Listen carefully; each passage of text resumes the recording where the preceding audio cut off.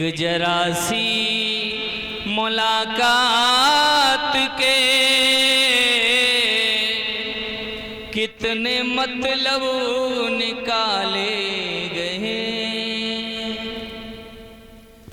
जिनसे घर में उजाले हुए वो ही घर से निकाले गए। एक जरा सी मुलाकात के कितने मतलब निकाले गए। दशरथ बहुत दुखी हैं, रो रहे हैं। और महाराज दशरथ ही नहीं मेरे भाई, भगवान श्री राम के साथ अयोध्या नगर के नर नारी पीछे पीछे भागने लगे हैं। प्रभु जहां आप जाओगे हम तुम्हारे साथ जाएंगे। जो सामर्थ्यवान लोग थे वो तो महाराज राम के रथ के पीछे पीछे लग गए, लेकिन जो माता बहनी थी ना वो भी राम के साथ जाना चाहते हैं। और जैसे ही राम के साथ जाने के लिए घर से भागी, मामला गड़बड़ हो गया थोड़ा सा। भगवान चले अब कानन में, कानन वन को कहा गया है। भगवान चले अब कानन में, जनता वह दृश्य भुला न सकी। और जैसे माताएं भागी हैं, ललना पलना में जागी पड़ा। जैसे ही राम जी के पीछे भागने को चली हैं, आंगन में लाला पालने में सो रहे थे, वो रोने लगा। अब बीच में खड़ी है, एक तरफ राम है और एक तरफ लाला। अब जाएं तो किसके साथ जाएं? यही हाल हमारा तुम्हारा। हम तुम भगवान की ओर जाना तो चाहते हैं, लेकिन खींच लेती है ममता, खींच लेता है राग, खींच लेता है द्वेष, खींच लेता है मोह। बीच में खड़ी हैं। अगर बेटे की ओर जाती हूं तो प्रभु चले जाएंगे, और भगवान की ओर जा रही हूं तो लाला रो रहा है। ललना पलना में जागी पड़ा, जननी चुटकी चटका न सकी। रोज तो चुटकियां बजा बजा के लाला को सुला देती थी। अगर आज वो चुटकी बजाने के लिए लाला के पास आती है तो जीवन का आधार चला जा रहा है। क्या किया है उन अयोध्या की माताओं ने?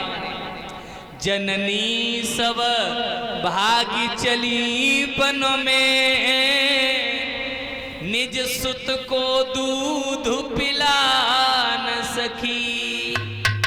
भय भैरव व्याकुल बालक को, जननी कर प्यार सुला न सकी। रोता हुआ छोड़ दिया है और भागने लगी है परमात्मा के पीछे। आज सभी राम के पीछे लग जाते हैं, ध्यान रखना मेरे भाई बहन। और महाराज दशरथ राम राम राम चिल्ला रहे हैं। क्यों न रोते, क्यों न दुखी होते मेरे भाई बहनों। जिसके आंगन में राम जैसा सपूत हो और वो जुदा हो जाए तो माता पिता का कलेजा तो फट ही जाएगा। माता पिता और पुत्र का संबंध ऐसा होना चाहिए जिसे लोग याद करें। ध्यान रखना, पिता और पुत्र का संबंध। माता पिता क्यों मेहनत करते हैं इतनी? किस लिए मेहनत करते हैं मेरे भाई बहन? क्योंकि संतान बुढ़ापे में हमारा सहारा बनेगा।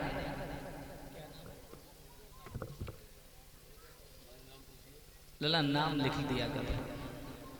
ध्यान रखना मेरे भक्त। पिता और पुत्र का संबंध कैसा होना चाहिए?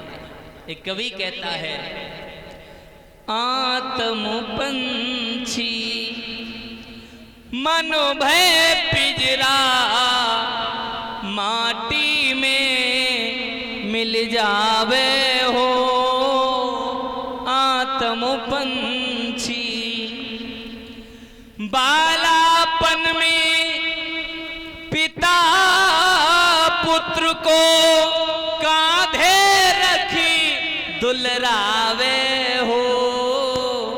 जब बच्चा छोटा होता है ना तो पिता अपने कांधे पे लाला को रख करके मेले दिखाता है, बाजार में घुमाता है।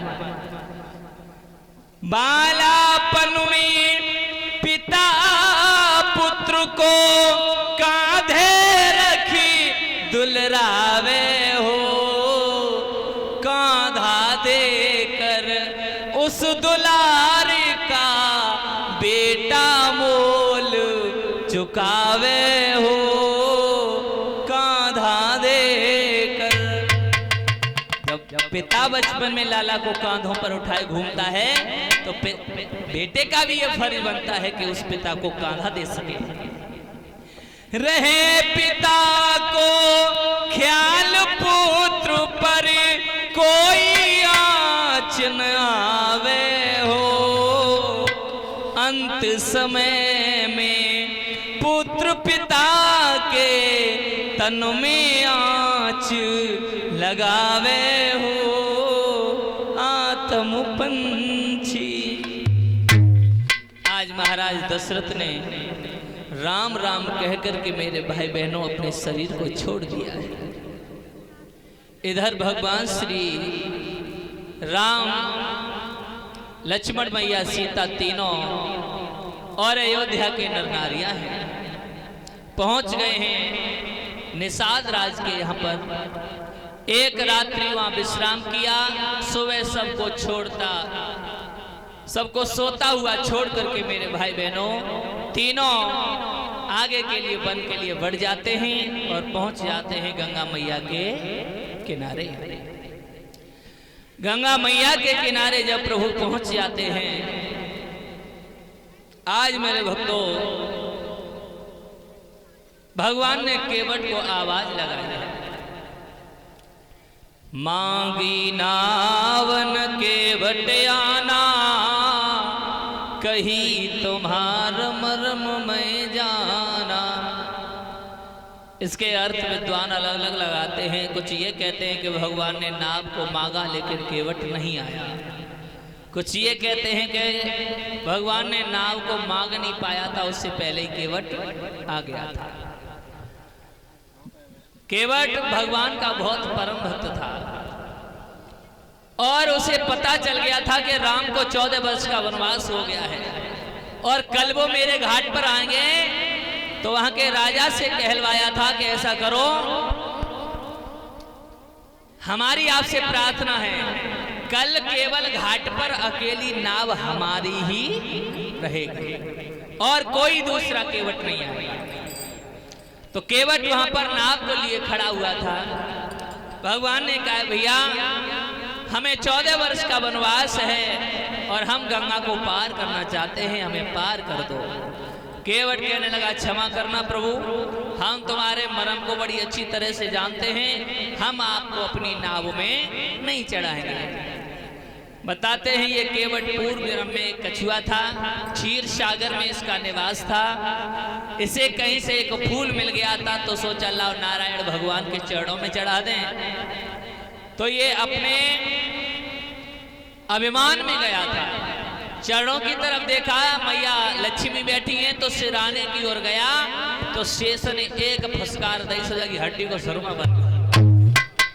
तो भगवान ने कहा, चिंता मत कर, त्रेता युग में मैं तेरा उद्धार करूंगा। और इस नाव का भी उद्धार होना था। ये चित्रकेतु नाम के गंधर्व की थी।